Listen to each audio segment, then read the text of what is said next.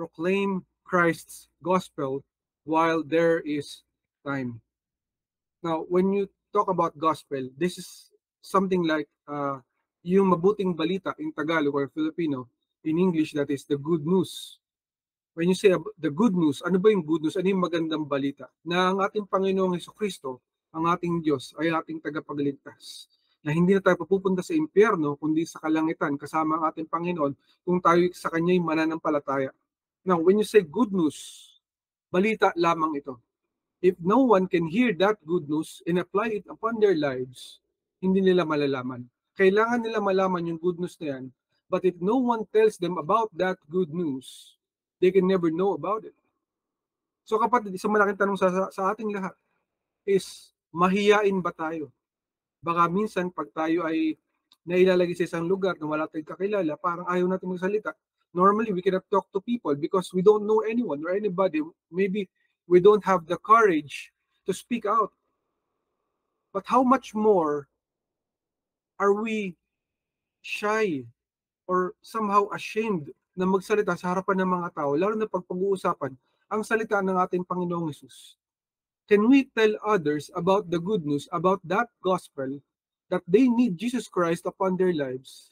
Or mahihiya tayo, parang we will just keep our peace, let's just be silent, para hindi tayo mapagalitan o hindi tayo makausap kasi nakakahiya naman. Baka malaman nila na tayo ay Kristiyano, na tayo ay tagasunod ng ating Panginoong Hesukristo.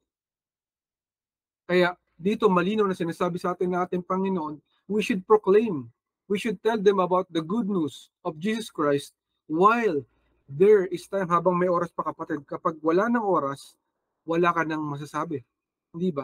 Sapagkat ang oras ay limitadong resource yan, kapatid. Nauubos ang oras. So we have to tell them about that good news. In Matthew 28:19-20, in the New King James Version, it says, "Go therefore and make disciples of all the nations, baptizing them in the name of the Father and of the Son and of the Holy Spirit, teaching them to observe all things that I have commanded you. And lo, I am with you always, even to the end of the age." So sinasabi sa atin ng ating Panginoon dito, we have to go out to all the nations. Hindi po sinabi ng Lord na kapag tayo nakakilala na sa ating Panginoong Hesus, itago natin ang salita ng ating Diyos sa ating bahay. Sapagkat nakakahiya pag nalaman nilang tayo ay Kristiyano. Kapag ikay born again Christian, when they have heard about it, that you are a believer of Christ, nakakahiya naman. You cannot tell people about it. Sapagkat nakasanayan na nila to, if they know about the truth, maybe baka ma-isolate tayo. Nasa isang tabi lang tayo, walang nakikinig sa atin, nakakahiya. Pero malinaw, this is a command, utos ng ating Diyos. Go therefore and make disciples of all the nations. Baptize them in the name of the Father, the Son, and the Holy Spirit. So this is a command. This is not just a turo or doktrina. Kapatid, ito yung utos ng ating Diyos.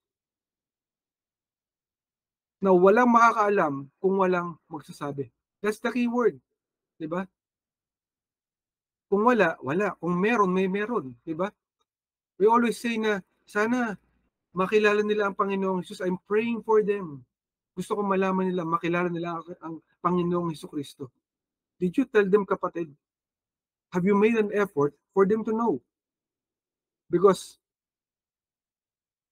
action is better than just praying, than just being silent and all. Yes, prayer is effective. It's not something that we discount. When there are no other avenues, yes, of course, God always honors prayers. Our prayers are honored by the Lord. But if we have the opportunity to act, para gumalaw, para magsalita, para tumayo, at hindi tayo gagalaw, then the Lord also knows it. But action is better than just sitting around. We have to do something, kapatid. A lot of people do not know about Jesus Christ, and they don't know it because no one is sharing. Kaya ang tanong sa ating kapatid, gaano mo kamahal ang kapwa mo? Ang kasama mo, ang asawa mo, ang mga anak mo, ang magulang mo, ang kapitbahay mo. yung mga taong nakakasalamuha mo, how much do you love them? How much love do you have for them? Or are we just scared to tell them about Jesus Christ? Marami sa atin madaling matakot when we are in the opportunity to say something to them about Christ, nauunahan ng kaba. Kasi hindi pa ako ready, kapatid, kasi hindi naman ako nag-aral ng Bible school. Hindi naman ako masyadong aral or naturuan ng sobra-sobra. Malino sinasabi sa atin ng Panginoon, tell them about me. Utos ito ng ating Lord. So we have to take it into our hearts and minds and souls that they have to know about Jesus Christ.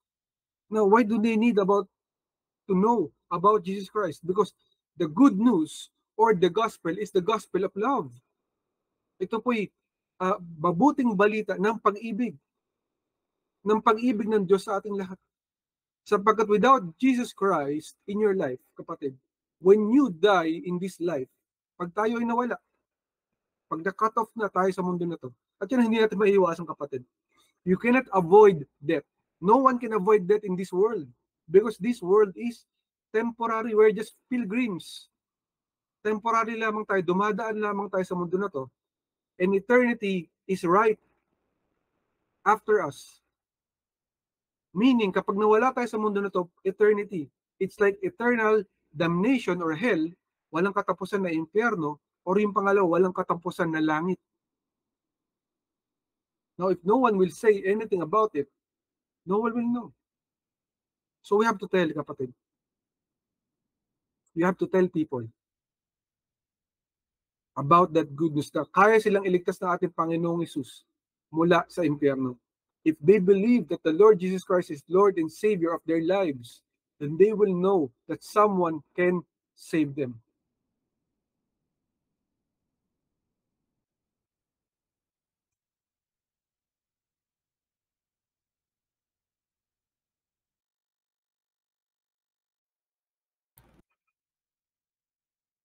Yung focus point na binigay sa atin ng ating Panginoon, yung una, is share the good news with urgency. Share the good news with urgency. So sinasabi sa atin ng Lord, when we talk about the gospel or the good news, we talk about it like parang kulang na sa oras.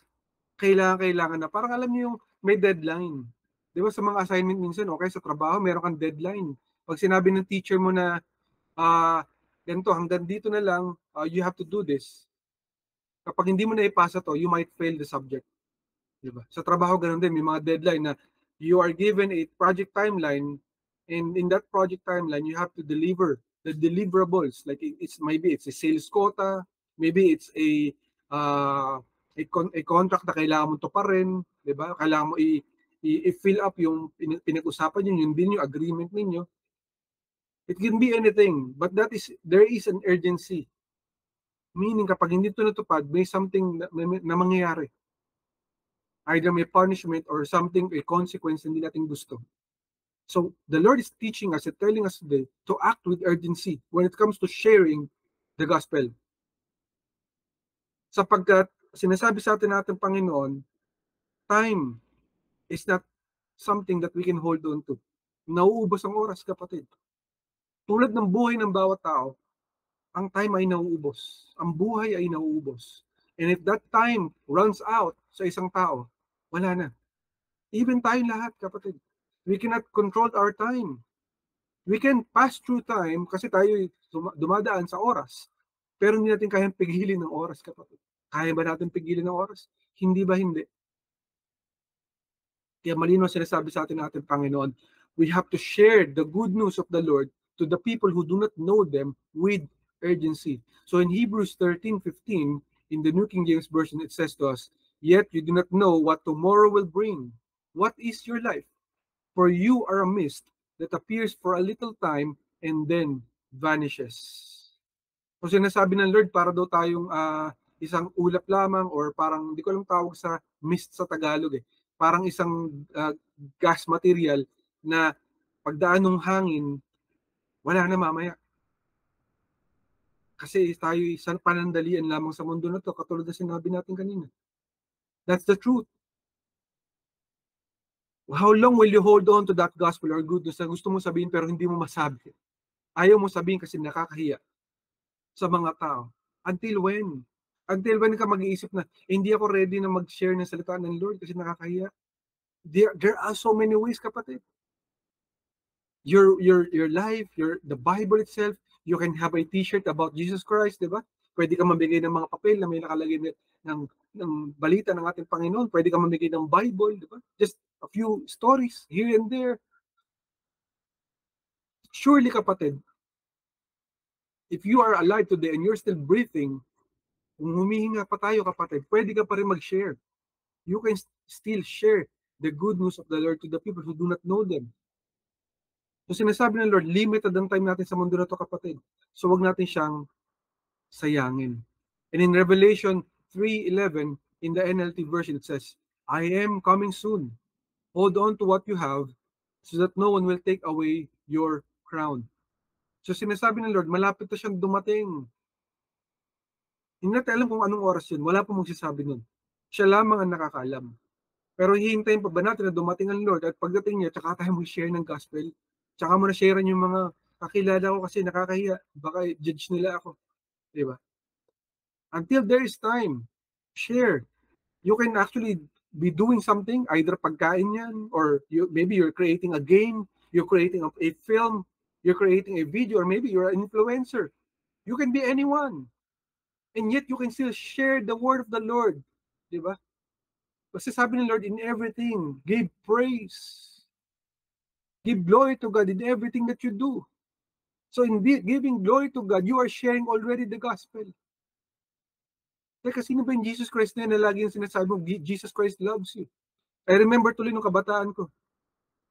Diba? Hindi na naman nagsabi sa akin. But the Lord spoke to my heart that I should wear a sticker, a big sticker nakalagay dito sa may t-shirt ko. Kasi nag-compete po tayo sa isang track and field. No?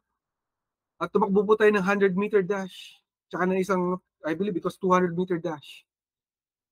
So before ako tumakbo, it was hard for me kasi nakakaya, makikita ng mga ibang mga taga-ibang colleges, malalaman nila na ako yung isang mananampalataya ng ating Panginoon. But the Lord told me in my heart, put this in your t-shirt. So ako po sumunod sa ating Panginoon. Nakalagay dito, Jesus Christ, sa may harapan, sa likod, loves you. So Jesus Christ loves you. And then after that, a lot of people were asking, why did you put that on your shirt? What's with that? Ikaw ba'y taga-sunod or believer na ating Panginoong Jesus? Diba? Small things can make a lot of big things, miracles sa mga tao na hindi pa nakakilala sa Panginoon. You might not know it, kahit yung small action mo, ang dami na nagawa nun. God knows about everything. He sees all things sa ating buhay. What part of your life are you dedicating to God? Or maybe are you even dedicating your life to God to glorify Him sa buhay mo, kapatid? It's important because God sees everything. Maliit man yan or malaki, nakikita at nalalaman natin, Panginoon. That's why you have to share with urgency. Katulad ni Noah, no? Si Noah o yung sa Tagalog Noe, no? Kung naalala niyo yung baha, the great flood of Noah in the Old Testament, in the Bible. He could have just stayed silent. But he shared to the people that something is coming, diba? And they have to repent. Kailangan nila humingi ng tawad. It was the gospel of love somehow to all of them, to tell them that they have to repent because the punishment of the Lord is coming. What if hindi nagsalita si Noah? Walang makakaalam. Although yes, in the end, wala pong nakinig. Pero yung sila pong 8 ng kanyang pamilya ay nakaligtas. 8 katao out of probably 11 billion na tao na namatay. Napakarami, kapatid. Just like our population in this generation today, I believe it's already in that number. No? The number of people that died during the time of Noah was estimated to be at 11 billion people perished. Namatay lahat sa baha. But Noah did his part. Kaya yung mga tao na tatawa-tawa sa kanya, sinasabi na, anong kalokohan yan? Bakit, Sinasabi mo na ganito, kailangan namin humingi ng tawad. Tsaka, bakit ka nagtayo ng barko sa may taas ng bundok? Diba? Ayun time na hindi pa umuulan, kapatid. It never rained on the earth during that time period. Wala pa pong ulan. So hindi nila alam kung ano yung ulan. But when the rains poured down, dahan-dahan, papatak-patak, kinabahan na sila. Naku, bakit yung mga animals nagpuntaan doon sa arko? Paano nangyari yun? At bakit umuulan? Ano to? Diba? And then they tried to repent, but it was all too late, kapatid. So we must do our part, kapatid. Act with urgency towards the people na kilala mo, na pwede mong share na salita ng ating Panginoon. You can do it in many ways, but do not neglect it, kapatid, because it is urgent. The time is urgent to share the word of the living God. Number 2, focus point na binigay sa atin ng ating Panginoon, don't be ashamed of the gospel. Huwag natin kahiya ang salita ng Diyos. Marami sa atin ganun. When it comes to the church, we go to the church, or maybe you are in a cell group. Sabi nila sa iba, cell group. Yung iba naman, tribe call. Sa atin, tribe call. Sa iba, D group. Tawag nila iba, D12. Ang dami nilang names, di ba? But the important thing here are not the names, but Jesus Christ is the most important one. So huwag natin kahiya ang ating Panginoon. Kasi minsan doon, sa mga gawain ng Diyos, ang bait natin. We are always active, we are ministering, we are sharing the word. But pero sa ibang tao, hindi natin magawa. Kasi nahihiya tayo. Minsan kinakahiya natin ng Lord. Of course, the Lord knows if there's a reason why you are not doing it for a purpose. Maybe you are waiting for the right time. Maybe you're waiting for the right opportunity to speak. That the Lord knows it. But if you're already ashamed of the gospel, na nahihiya, kaya ayaw mo mag-share kasi nakakahiya, we should fear God. Kasi ito'y malinaw na utos natin ng ating Diyos na we should share His word to the people. In Mark 8:38 in the NET version, it says, "For if anyone is ashamed of me and my words in this adulterous and sinful generation, the Son of Man will also be ashamed of him when he comes in the glory of his Father with the holy angels." So sinasabi ng Panginoon, kung tayo ay ikinahihiya natin ang ating Diyos, ang kanyang salita, then siya ay ikahihiya niya rin tayo sa harapan ng Ama. Malinaw yan, kapatid. Hindi po ako gumawa niyan. So sinasabi ng Lord, kung ikakahiya natin ang ating Panginoong Jesus, ikakahiya niya rin tayo. So huwag natin ikahiya ang Lord. Huwag tayo mahiya if people see us and talk about us, ay, Jesus freak pala to, isa siyang taga-sunod ng Panginoong Jesucristo. Nakakahiya siya. Let them laugh. Let them have their time to laugh and just to talk bad about us. Dahil ang mahalaga rito, ano tinitignan natin dito? Yung kanilang kaluluwa. They don't even know it, but we are looking forward that they get saved from hell because of out of love. Hindi to about sinong bida, sino mas magaling, sino mas matalino sa Bible, di ba? Sino mas nakakaalam about Jesus Christ. No. This is all about love, kapatid. So huwag natin ikahiya ang ating Panginoong Hesus kasi nung tayo sa dami ng ating kasalanan, no? Hindi tayo kinahiya ng ating Panginoong Hesus. Remember the sins that we've made in our lives. Napakarami. Napakarami nating kasalanan. Pero Lord, kahit ang dami nating pagkukulang at pagkakasala, hindi niyo tayo tinalikuran. Diba? When we ask Him, Lord, forgive me. I am a sinner. Save me from hell. He heard our prayers. Who are we now para ikahiya natin yung ibang tao? At sa harapan nila, ikahiya natin ating Panginoong Hesus. When the Lord God has already saved us from hell. So kapatid, let us reflect. Wherever we are, wherever we go, ikinakahiya ba natin ating Panginoong Hesus? Huwag natin siya ikahiya. When we have an opportunity, let us do it. I remember at one point, no, I was in a long taxi drive. Sumakay ako ng isang taxi. Nagpapatreat ako noon sa isang rehabilitation for physical therapy. And there was this guy who was talking about his son, itong driver ng taxi, no? Ay nagkukwento siya sa akin. So sinasabi niya, He's proud of his son, ganyan, and his daughter, ganyan. And out of the blue, nung pauwi na, nung pababa na ako, the Lord told me in my heart, speak to this guy, pray to him, pray, uh, pray for him and his family, and tell him about Jesus Christ. So, wala po akong pinagplanuhan o pinag-isipan kahit na ano. Pero right there and then when the Lord told me to speak and to pray over that guy, I prayed. And that guy, nagulat ako kasi normally there will be rejection, di ba? There will be a resistance. Sino ka? Bakit ako magpo-pray? Di ba? Who are you? But lo and behold, this guy just agreed. And then I prayed over him. I held his head, nawakan ko kanyang ulat. Pinagpray ko siya. We don't know, kapatid, anong pinagdadaanan ng bawat tao sa mundo na to. Hindi mo alam kung anong pinagdadaanan na yung kapwa. Sometimes you think na ikaw may pinakamalaking problema sa mundo. Hindi mo alam yung palang problema mo ay 20% lang ng problema ng iba. And God is just showing that guy or that person na kung kaya mo, kakayanan din nila. Because you stood up, they can also stand. So huwag natin sayangin, kapatid, ang mga opportunity. Back then, I was in a hospital and sa isang napakadelikadong karamdaman, I didn't know what will happen next to my life. Kasi everyday narinig ko yung katabi ko na cubicle doon sa hospital. Sumisigaw siya, huwag mo muna akong kunin, Lord. Ganyan. Ayoko pa mamatay. Ako naman, sa dami na nararanasan ko, na hindi ko rin alam kung ano mangyayari sa future ko.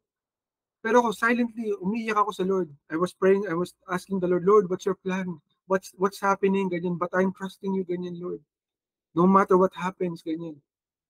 Pero araw-araw hindi ako makatulog kasi nasa tabi ko, nasa kabilang cubicle. Sumisigaw siya, umiiyak siya. He was already older by probably 30 or 40 years than myself. Medyo matanda na po siya. And so, one day, madi-discharge na ako sa hospital. Sabi na ng doctors na I can go home na. I'm feeling better na. So, I can just go home and recuperate. Pwede na ako doon magpagaling sa bahay. And before I got out of the place, of the hospital, iniwan ako ng mga kasama ko doon kasi I believe it was my dad who picked me up sa hospital. Sabi niya, may titignan lang daw siya sa billing. So sabi ko, sige, Dad, mauna ka na. Before ako lumabas, the Lord spoke to my heart. Speak to this guy. Pray for him. I didn't know that guy kasi isang buong pamilya sila sa loob ng cubicle. Nandun sila lahat. They were talking about, yung paano na, ganyan-ganon. No? Kasi I believe their bill was about a million na. Nasa million na yung bill nila sa hospital. And parang delikado yung sakit.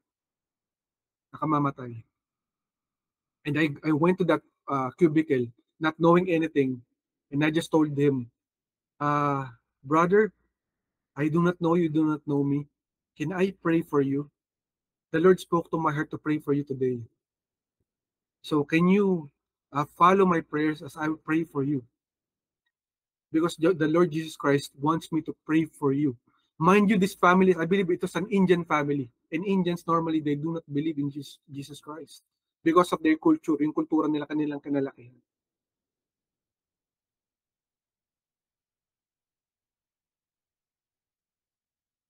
Let us not be ashamed of the gospel, kapatid. Because the Lord himself was never ashamed to save us from our own sins, from our own stains, from our own lives na tayo nagkamaling nagkulang sa Kanya.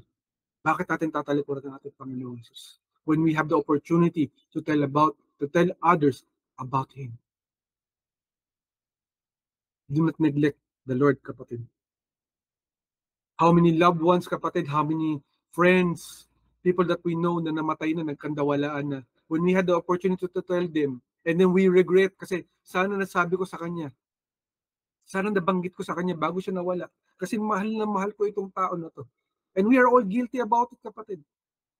Lahat tayo mayroong opportunity. We had an experience na sana nabanggit natin to them about Jesus Christ, but we were not able to because nahiya tayo.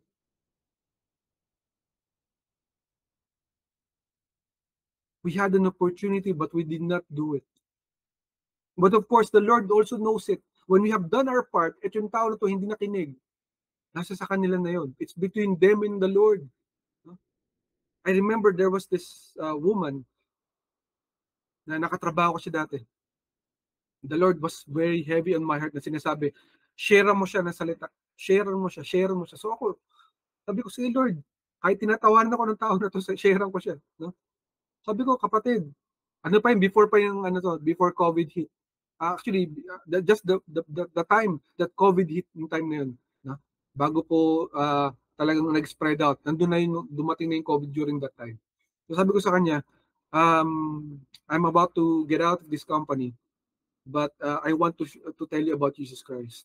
So sinasabi niya lagi, everyday, nag-uusap kami. Sorry, hindi pa ako ready.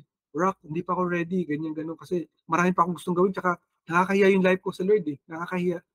O sabi ko, ba't ka nahihiya? Okay lang naman tatanggapin ni Lord kung ano man na meron. Pero kailangan mo siyang kilalanin bilang Diyos sa tagapagligtas. Pag tinanggap mo siya bilang Lord mo ng buhay mo, this will be enough. And then you repent of your sins, you change. God will help you to change completely. Pero sabi niya, hindi pa. May gusto pa akong ayusin. So I've been speaking to that person day in, day out. Until the time na nag-part ways na kami kasi umalis na ako sa company. And then after 6 months, I just learned about it. Nawala na yung tao. Life is fleeting, kapatid. Napakaikli ng ating mga buhay sa mundo na to. Wala pong makapagsasabi mo kailan tayo mawawala. Tayo at even yung mga tao pwede natin sharean. That's why we should not waste our time. We should not be ashamed to tell them about the Lord. And if they do not accept it, that's not our fault. Hindi sa atin iti-take ng Lord niya na para, ay, kasalanan mo. No. Because we did our part. So kapatid, are we doing what we are supposed to do, our part, to tell the people about the Lord Jesus Christ? Why? Because you are in that position for a reason. You are in this position, kapatid, right now. Nandiyan ka sa lugar mo kasi binigyan ka ng pagkakataon ng Lord. Bakit kilala mo si Jesus Christ at sila hindi? Bakit kilala mo ating Panginoon at sila hindi? Because the Lord entrusted to you something that you should tell them about Him. Number 2, your life is your testimony. It's easy to tell people about Jesus Christ, but how about our lives? Tayo ba'y mabuting ehemplo, mabuting example sa mga tao about our Lord Jesus Christ? We are not perfect. No one is perfect. But people know about it kapag mahal natin ang ating Diyos. Alamin ng mga tao. They can see our lives. It's not about perfection. It's not about religion. It's not about culture or kung saan tayo lumaki. It's all about Jesus Christ changing our lives and us being a testimony to the people na hindi pa nakakakilala sa ating Panginoon. So when is the perfect time to share? Kailan po yung perfect time para tayo ay maghayag ng salita ng ating Diyos sa mga taong hindi pa nakakakilala sa Kanya? The time to share is now.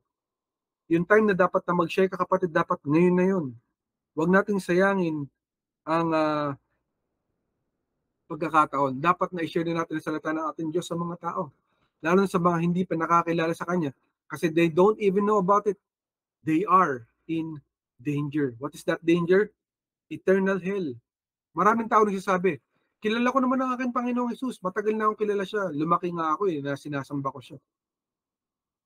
Really, kapatid? How's your life? Is your life for the Lord really? The Lord knows about it. Because sabi ng Lord, may mga tao pagdating ng araw, they will say, Lord, kilala kita, kinilala kita, nagpalayas pa kami ng mga demonyo. Diba? Nag-minister kami para sa'yo. Ano sabi ng Lord sa kanila? Away from me, you evildoers, I do not know you. Lumayas kayo. Hindi ko kayo kilala.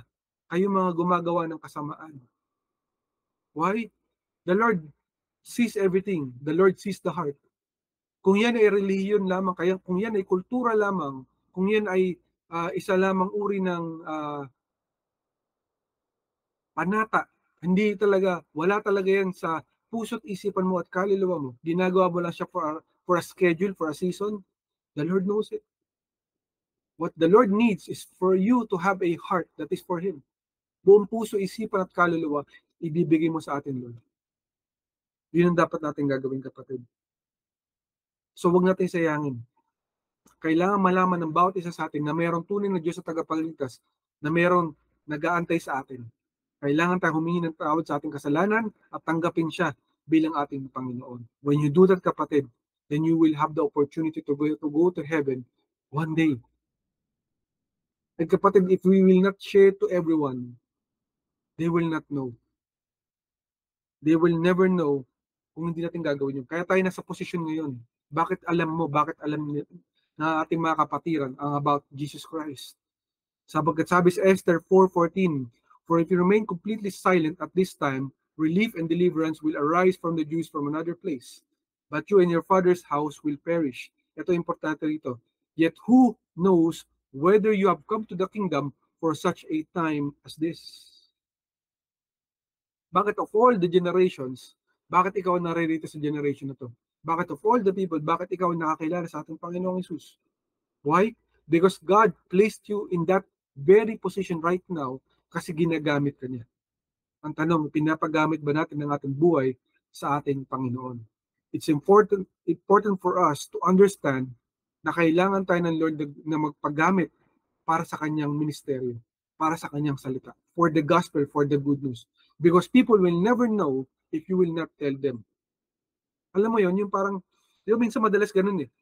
Yung nasa kunwari nasa trabaho, nasa eskwela, meron palang marumi sa kanyang damit, wala nagsasabi kasi nakakahiya. Ay, meron kang dumi sa t-shirt mo, wala nagsasabi, di ba? Ang dami na niyang dinaanan kung saan siya nagpunta. Gulo-gulo pa lang ang buhok niya. Nakaranas na kayo ng ganun, kapatid, kasi nahihiya lahat eh. Walang gusto magsabi. But you are in that very position to tell them about it.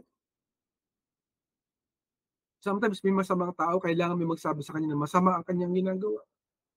Until someone says so, hindi niya maintindihan na mali pala ang kanyang ginagawa. You have to tell them about Christ, kapatid. You have to tell them that there is someone that can save them. In 2 Timothy 1:8 in the CSB version says, "So don't be ashamed of the testimony about our Lord, or of me, his prisoner. Instead, share in suffering for the gospel, relying on the power of God." So yung testimony natin, huwag natin ikahiya. Kapatid, kasi yung testimony mo, hindi mo alam, yung buhay mo ay isa na palang gospel na rin sa mga taong hindi pa nakakilala sa Diyos. Why? For example, meron kang sakit or karamdaman. Hindi pa nagaling, pero pinagpapray mo sa Lord, but you're waiting for the Lord na pagalingin niya completely ang iyong nararamdaman. And yet yung people na nakakakilala siya, they're seeing that you're always praying, you're still praising God, you're still serving God, then they will believe na tunay nga may Diyos. Why? Kasi itong tao na to, kahit ang hirap ng pinagdadaanan niya, ang lakas pa rin ng loob, ang lakas pa rin ng spirit niya, knowing fully well na isa-save siya ng Lord one day. Kaya ako naniniwala ako na may Diyos eh. And how much more pag sinagot na ng Lord yung panalangin mo. Di ba? How many times na sinave ka ng Panginoon sa iyong sitwasyon at mayroon kang testimony, pero yung testimony na yan tinago mo lang, hindi mo pinaalam. What's the purpose of that testimony? They don't even know that Christ made a miracle in your life. How many miracles did you encounter in your life, kapatid? Gaano karaming himala na tinago mo? Huwag natin itago ang miracle na galing sa Panginoon. Kung may miracle, sabihin mo sa kanila. Diba? Tell them, kapatid, this is a gift of the Lord. I cannot do it by my own. Why? If you do not tell them about the miracle, then you are taking the glory of God. Now, if you do that, kapatid, sa tingin mo, natutuwa sa iyo ang Lord? No. God will not be pleasured sa atin kapag ganun. Kasi tinatake natin yung glory na para sa Kanya. Dahil hindi mo sinabi yung testimony, people will not know. And then, therefore, when they are talking about your story, it's about you. But if you tell them about God's miracles, God's actions, then they will know that there is a God in this world. So kapatid, do not be ashamed of your testimony. Tell them about your life, what God is doing, what miracles God has been doing upon your life, and they will know that there is a God in this world. Last verse na binigay sa ating Panginoon, in 2 Timothy 4:2-3 ESV version says, "Preach the word, be ready in season and out of season, reprove, rebuke, and exhort with complete patience and teaching. For the time is coming when people will not endure sound teaching, but having itching ears, they will accumulate for themselves teachers to suit their own passions." Bakit kailangan na mag-share tayo ng gospel sa mga tao. Bakit kailangan natin sila sabihan? Minsan, wala tayo sa lugar, wala tayo sa mood, di ba? Parang wala kang gana na mag-share or mag-tell about, to tell the people about God, di ba? Why? Because the time is coming, kapatid, na lalabas ang mga demonic na tao, yung mga taong hindi naniniwala sa Diyos at lolokohin ng maraming tao. But they will tell them about a fake Jesus Christ, the fake gospel, the fake Bible. And the time has already come. Marami na sa mundo na to ang manloloko na sinasabi nila ang magliligtas sa tao ay isang relihiyon, na isang grupo, di ba? Na hindi mo na kailangan si Jesus Christ lamang, kailangan mo rin si ganito, si ganyan, kailangan mo mag-pray kay ganito, kahit punta ka sa barangay ganito, para kayo magkaroon ng ganitong himala. Napakaraming mga fake news, fake gospel. But the Lord is teaching us to tell them the word, the real word of God, and so that yung genuine na salita ng Panginoon ay makararating sa puso at isip at kaluluwa ng bawat isa na tunay na dapat na makakilala sa ating Diyos. That's why, kapatid, kailangan natin kumilos, kailangan natin gumalaw, evangelize, preach, di ba? Teach the word of the Lord because people do not know about God. At baka darating ang isang araw, sila ay maluloko. Saan sila pupunta pag sila ay naloko? Sa impyerno. This is the gospel of love. So tell them about that love. Tell them about Jesus Christ. Kapatid, if no one will tell them, who will? Sino, kapatid? Si pastor ba? Si brother ba? Si sister ba? Do not wait for anyone. Do your part, kapatid. Let us do our part to tell the word of Him about Jesus Christ. Why? Because everyone needs a Savior. Lahat ng tao sa mundo na ito kailangan ng tagapagligtas.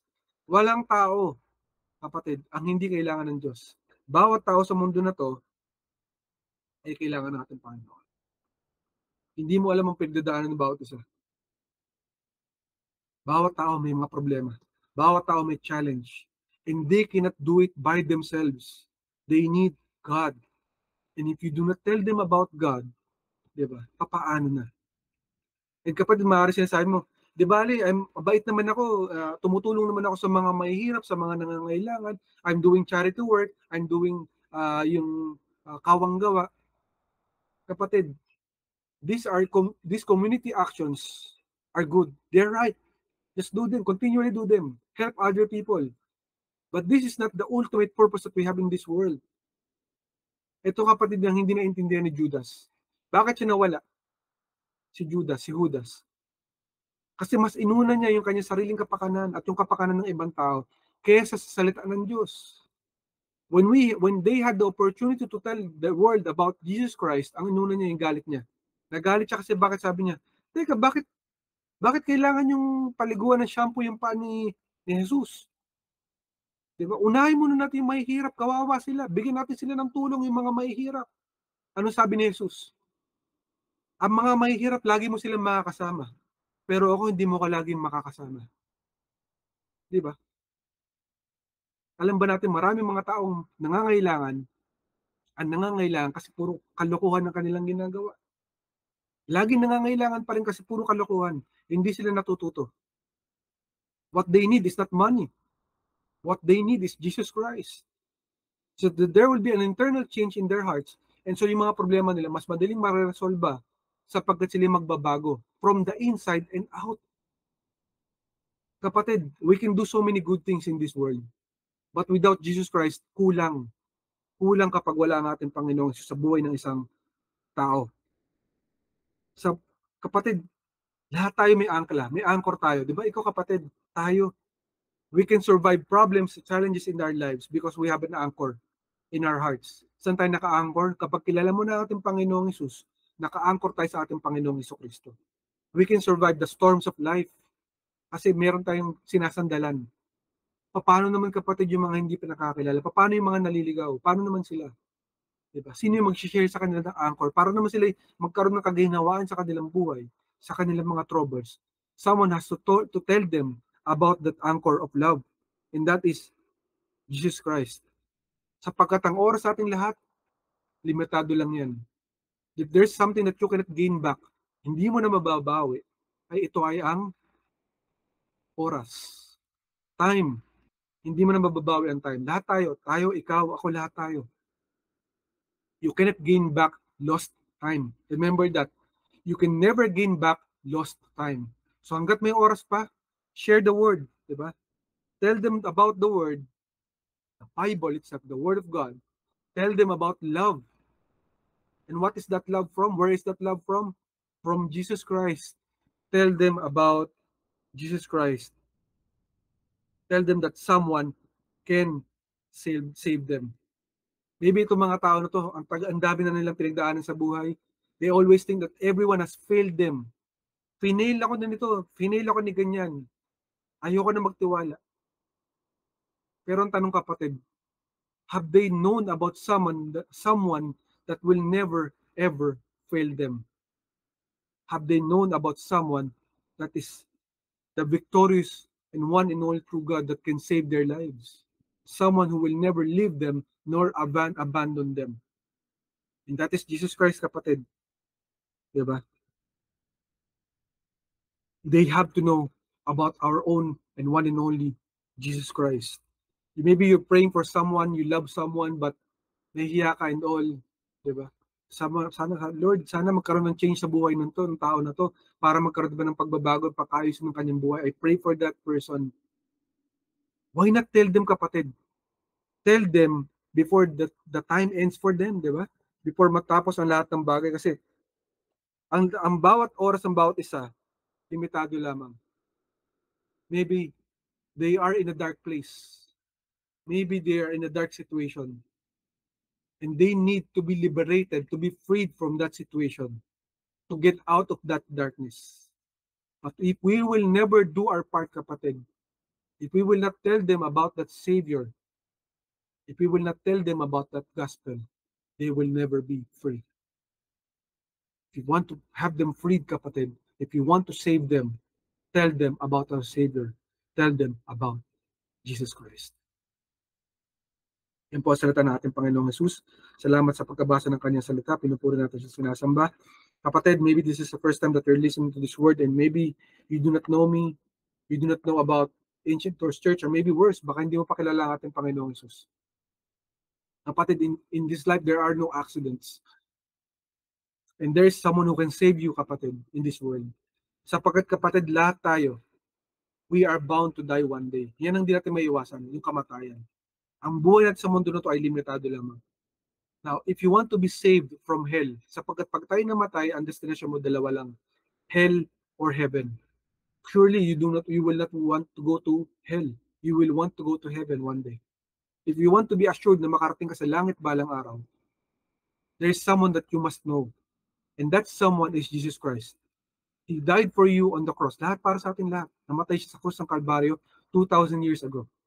Para save tayo sa ating mga kasalanan sapagkat pag ikaw kapatid ay nagkasala kahit one point lang, automatic na yung pupunta tayo sa hell or impyerno. But if you will believe in Him, na niligtas kanya mula sa impyerno sa pamamagitan ng kanyang sakripisyo, siya'y namatay para hindi na tayo mamamatay pa. Hindi ka na pupunta sa impyerno balang araw, kundi mapupunta ka na sa langit. Only if you will believe in Him today, kung mananampalataya ka sa Kanya bilang Panginoon, Diyos sa tagapagligtas ng iyong buhay, then you can be saved from hell and you will go to heaven one day. Kung gagawin mo ito, kapatid, at hingi ka ng tawad sa lahat ng kayong kasalanan, maniniwala ka sa Kanya, i-declare mo na siya ay Diyos ng iyong buhay, then, kapatid, you will be able to go to heaven one day. If you want to have that salvation, kapatid, sa buhay mo, I urge you, pray with me. Samahan mo ka sa panalangin, kapatid. Let us pray. Panginoong Jesus, tinatanggap kita bilang Panginoon, Diyos at tagapagligtas ng aking buhay. Patawarin mo ako, Panginoon, sa lahat-lahat na aking mga kasalanan. Panginoon, tinatanggap kita ng buong puso, isip at kaluluwa. Ikaw na aking tagapagligtas. Salamat, Panginoong Jesus, sa buhay na walang hanggan na regalo mo. Habang nandito pa ako sa lupa, tulungan mo ako magbago sa pamamagitan ng Espiritu Santo. Salamat, Panginoon, sa buhay na binigay mo sa krus ng Kalbaryo. sa puso ng Nananampalataya ako sa iyo. nananampalataya. Ito ang aking panalangin Ito ang aking sa pangalan ni Jesus. sa pangalan ni Jesus. Amen, amen at amen. Amen. Amen. At amen. Kapatid, if you prayed that prayer, congratulations to you. You are now a new creation. The old is gone, the new has come. God loves you more than you can ever imagine. And He wants to work out on your life. If you want to know more about Him, I urge you, kapatid, na i-reach out mo kami sa Ancient Doors Church media platforms and we will be more than glad to help you out. Congratulations sa iyo, kapatid.